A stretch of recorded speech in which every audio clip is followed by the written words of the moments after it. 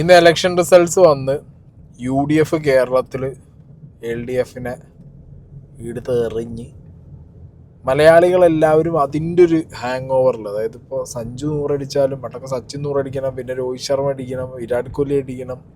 ഇപ്പോൾ സഞ്ജു 100 അടിച്ചാലൊക്കെ നമുക്ക് കിട്ടുന്നൊരു കിക്ക് പോലെയാണ് UDF 100 അടിച്ചപ്പോൾ ഉണ്ടായ കിക്ക്. പക്ഷെ അതിനൊക്കെ വലിയ കിക്ക് അപ്പുറത്ത് വേറൊരാൾ 100 അടിച്ചപ്പോൾ കിട്ടി.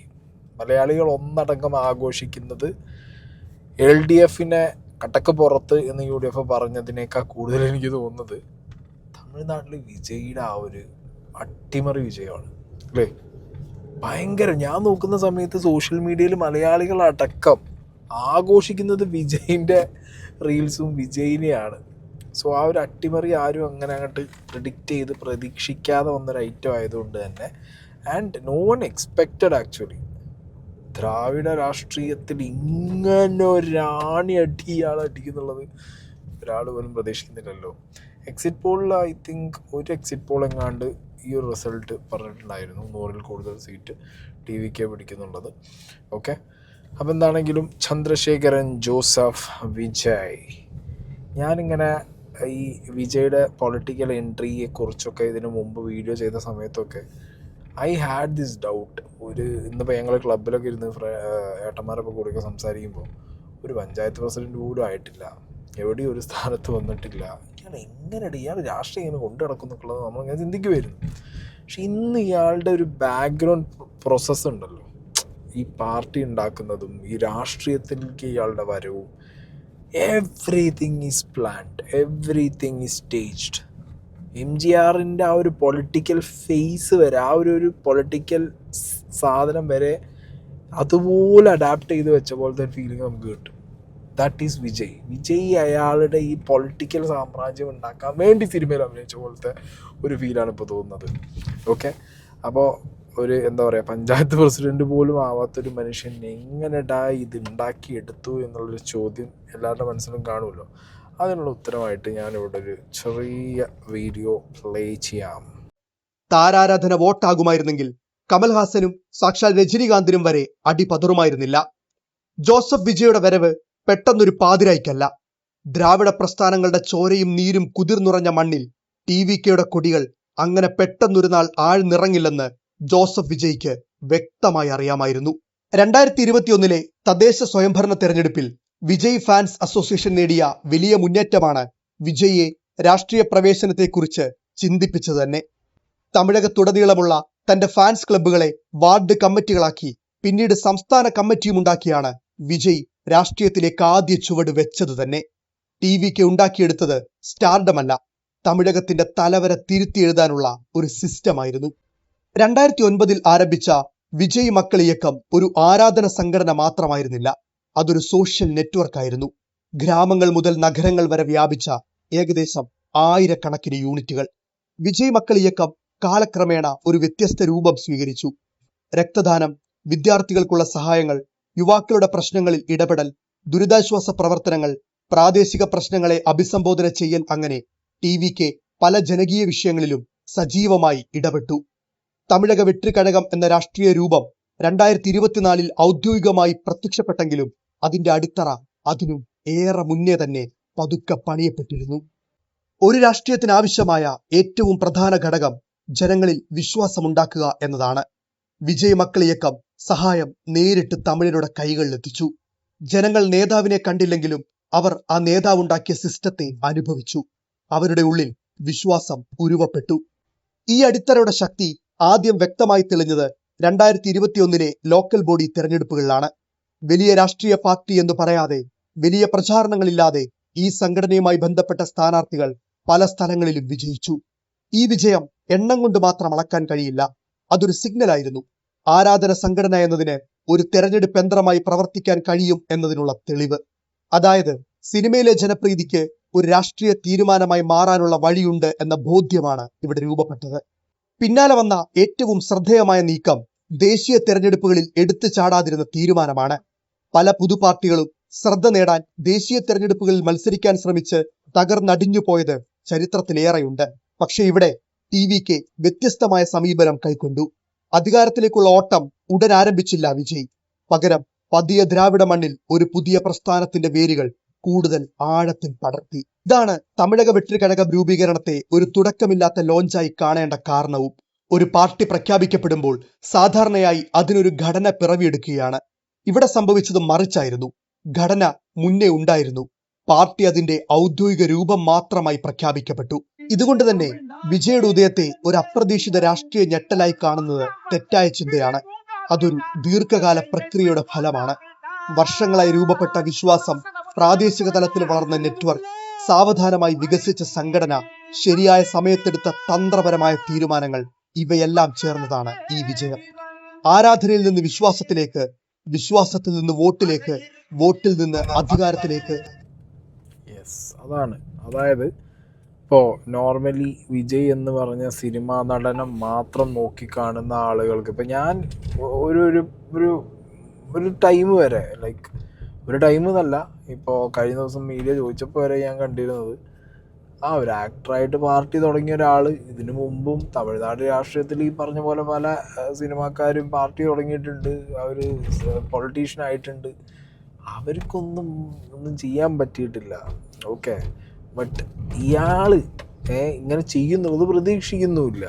പക്ഷെ ഇപ്പം ഇയാളുടെ ഈ ഒരു ഇത്രയും വലിയ മാസീവ് വിക്ടറി കഴിഞ്ഞതിന് ശേഷമാണ് ആക്ച്വലി ഇയാളെക്കുറിച്ചുള്ള സ്റ്റഡീസ്, അല്ലെങ്കിൽ ഇയാൾ എന്തൊക്കെ ചെയ്തിരുന്നു എന്നുള്ളതൊക്കെ അറിയുമ്പോഴാണ് നേരത്തെ പറഞ്ഞ പോലെ MGRനെ അങ്ങനെ ആവാഹിച്ച് രാഷ്ട്രീയം മൊത്തത്തിൽ ആ ഒരു സൈഡിലേക്ക്, ഈവൻ തൃഷ ഫാക്ടർ വരെ അങ്ങനത്തെ ഒരു ഫീല്.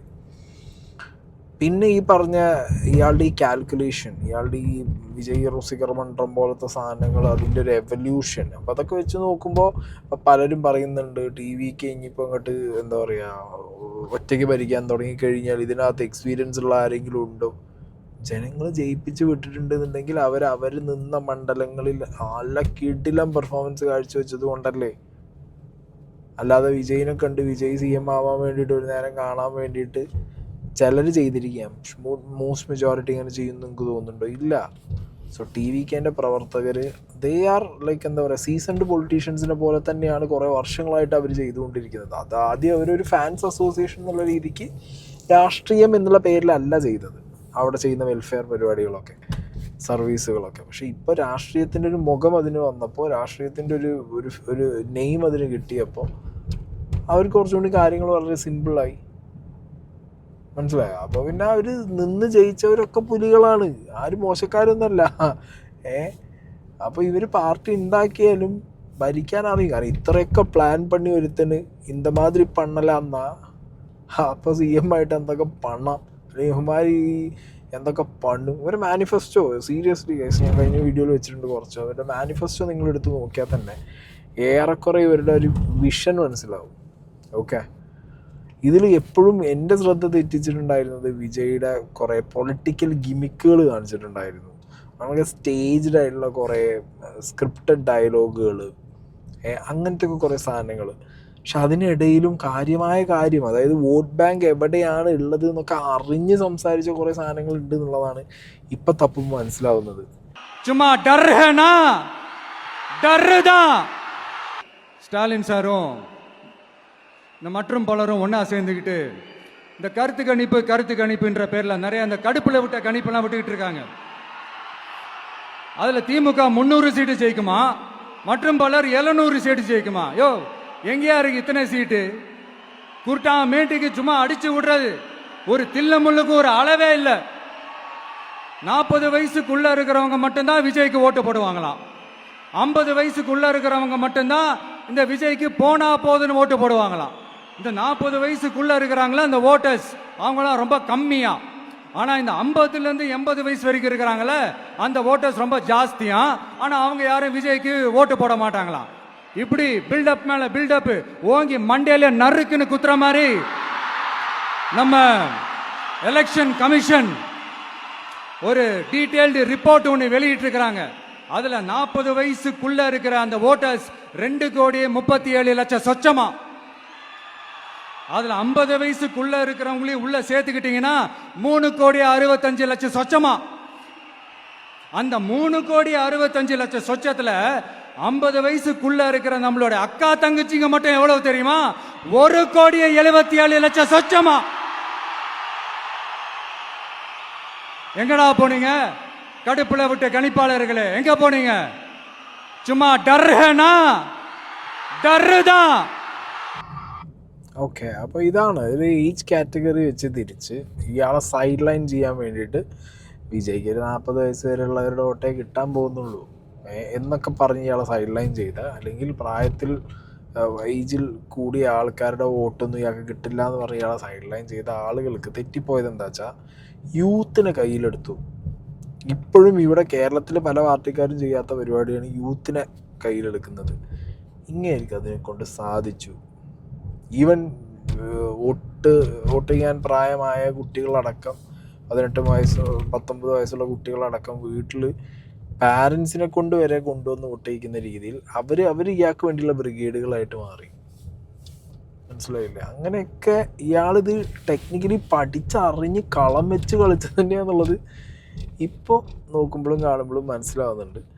ഇനിയിപ്പോൾ വരും ദിവസങ്ങളിൽ നോക്കേണ്ടത് റിസോർട്ട് രാഷ്ട്രീയമൊക്കെ വരും ദിവസങ്ങളിൽ നമ്മൾ ഏത് രീതിയിൽ മുന്നോട്ട് പോകുമെന്നുള്ളത് നമുക്ക് നോക്കേണ്ടിയിരിക്കുന്നു. കാരണം മൂപ്പർക്ക് ഒറ്റയ്ക്ക് CM ആവാനുള്ള ലീഡുണ്ടോയെന്ന് ചോദിച്ചാൽ ഇല്ല. ഓക്കെ, എന്നാൽ അപ്പുറത്തുനിന്നും ഇപ്പുറത്തുനിന്നും ചാടി ആൾക്കാരെ പിടിച്ച് കൊണ്ടുവന്നാൽ മൂപ്പർക്ക് എന്ത് ചെയ്യാം, CM ആവാനുള്ള അത്ര ലീഡ് ഉണ്ടാക്കിയിട്ട് അടിയാം. അപ്പോൾ AIADMK എന്ന് എന്തെങ്കിലുമൊക്കെ ചാടുമോ, അതോ അല്ലാത്ത കുറേ സ്വതന്ത്ര പാർട്ടികളിൽ നിന്ന് ആരെങ്കിലുമൊക്കെ ചാടി വരുമോ? എന്താണ് റിസോർട്ട് രാഷ്ട്രീയം എന്ന് പറയുന്നത് ഇതൊക്കെ തന്നെയാണല്ലോ. ഇവിടുന്ന് അങ്ങോട്ട് ചാടി പോവാതിരിക്കാൻ നോക്കണം, അവിടുന്ന് ഇങ്ങോട്ട് ചാടി കൊണ്ടുവരണം, എന്നിട്ട് ഭൂരിപക്ഷം ഉണ്ടാക്കണം. ഈ ഐറ്റങ്ങളൊക്കെ ചെയ്യുമായിരിക്കും. എന്താണ് അതവിടെ നിൽക്കട്ടെ. ഇനി ഈ MGRൻ്റെ സ്ക്രിപ്റ്റ് ഇതേപോലെ ആവർത്തിച്ച് വരുമോ എന്നുള്ളത് നമുക്കറിയാൻ പാടില്ല. ഈ നാളെങ്ങാനും തൃശ കയറിയിട്ട് സിനിമ എന്ത് ചെയ്യാൻ പറ്റും? ലൈക്ക് ജയലളിത, ഹൂ നോസ് മാൻ. തൃശ ഇതിനിടയിൽ പറഞ്ഞിട്ടുണ്ടായിരുന്നു പണ്ട് കുറച്ച് വർഷങ്ങൾക്ക് മുമ്പ് തമിഴ്നാട് CM ആവണം, 10 വർഷത്തിനുള്ളിൽ ആവും എന്നൊക്കെ. நான் CM ஆகணும். நிஜமாவா? நிஜமா சொல்றேங்க, டெஃபினெட்லி. அரசியல்ல சினிமால நீங்க பாருங்க ஒரு 10 வருஷத்துல. ஐ பிளான் பண்ணிட்டடா இந்த மாதிரி செஞ்சுட்டേ. എന്താണെങ്കിലും കൊള്ളാം. അപ്പോൾ വിജയുടെ രാഷ്ട്രീയ എൻട്രി ഞാൻ ഭയങ്കര അണ്ടർ എസ്റ്റിമേറ്റ് ചെയ്തൊരു ഐറ്റമായിരുന്നു. പക്ഷെ അതങ്ങനെ അണ്ടർ എസ്റ്റിമേറ്റ് ചെയ്യേണ്ട ഒരു ഐറ്റം അല്ല. ഇത്രയും പ്ലാൻ പണി, ഇത്രയും വർഷങ്ങളെടുത്ത് ഇത്രയൊക്കെ എഫേർട്ട് ഇട്ടിട്ട് ഒരുത്തൻ കയറി വരുന്നുണ്ടെങ്കിൽ അവൻ മെറിറ്റിൽ വന്നവൻ തന്നെയാണ്.